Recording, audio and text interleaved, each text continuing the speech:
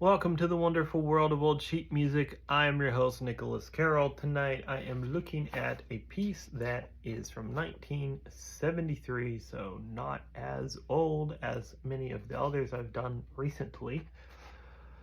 It is called Nocturne. It has a rather amusing artwork here of what appears to be an angel playing a medieval European lute and howling at the moon.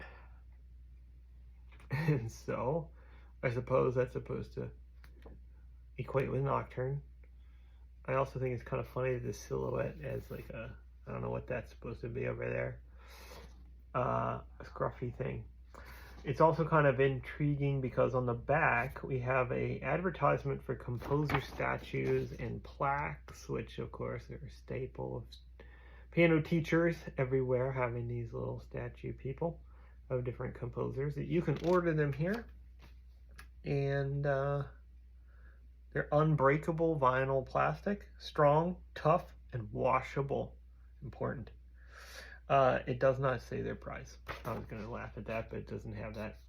Anyway, this is written by David Carr Glover. So as you can tell, maybe if you have taught piano at all, David Carr Glover is a very prolific music educator from when he was teaching and writing. He worked for the Bellman Mills Publishing Company in New York and put out tons and tons of sheet music solos like this that were intended for student recitals.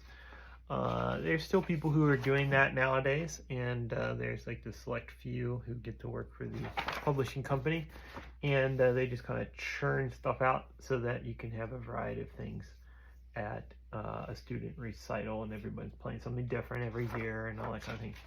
So Nocturne says it is for Cecilia May Bryant, who I would guess is probably one of his students or was one of his students. It is only 2 pages. It is, I'd say late intermediate, looks like, if you were going to grade it. It has some jumps and sorts of, you probably can't see that because the paper is so thin. But that's the idea behind it. It is supposed to be for a recital performance. So let us see how it goes.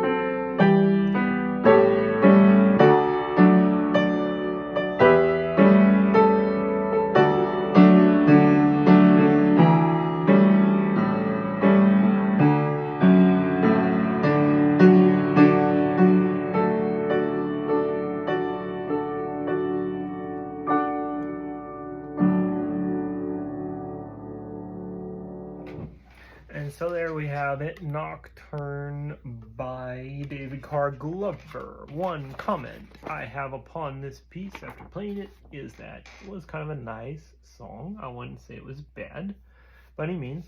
However, I would not call it a nocturne. If you are familiar with nocturnes, that means night song. And typically, and this isn't like a rule, it's just kind of the convention, that, if you heard Chopin Nocturne, John Field Nocturne, you are aware that they're almost always in minor, and they have a very different kind of feel than this piece. And the picture, I think, doesn't really go with that either. It sounds more like a lullaby to me. It had like this rocking, kind of sweet, very major sound to it. It reminded me of something you would, play as a lullaby. So I think that would have been a better title. I'm thinking maybe they thought maybe we can teach a kid what a nocturne is by calling it that, and of course certain child might be put off by the word lullaby and think that's too juvenile. Anyway, that's my guess as to why they didn't call it more of the proper name of what it actually is. But I wouldn't say it was a bad piece. I thought it was kind of nice.